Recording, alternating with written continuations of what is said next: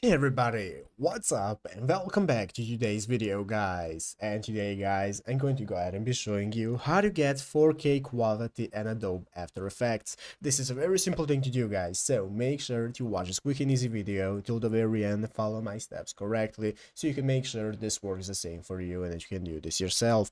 But yeah guys, let's get straight into it. So the first thing you want to do is go ahead and open up the official Adobe After Effects program right here on your PC if you haven't already. And after opening it up, you'll be greeted by this page right here that's going to enable you to get started creating a new composition. So guys, you can see here in the composition page, you'll be able to select what kind of resolution you want to use. So the first thing you want to use is to select the 4K resolution right here. So as you can see, currently I'm using 1080p. You can change it to 4K right here and enter in your parameters for width and height. And if you're satisfied, you can go ahead and click OK and get started with your new composition and new project right here.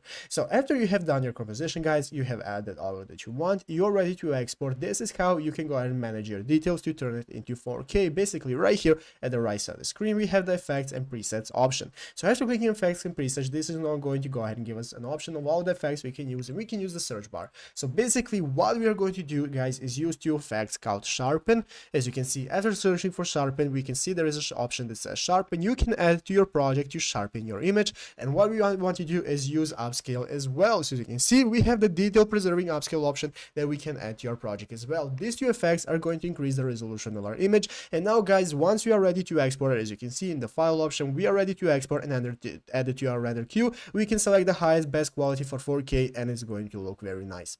But yeah guys, basically that's how to do it. So I hope this video was helpful. If it was, make sure to leave a like, subscribe to the channel. So yeah guys, thanks for watching, take care and bye.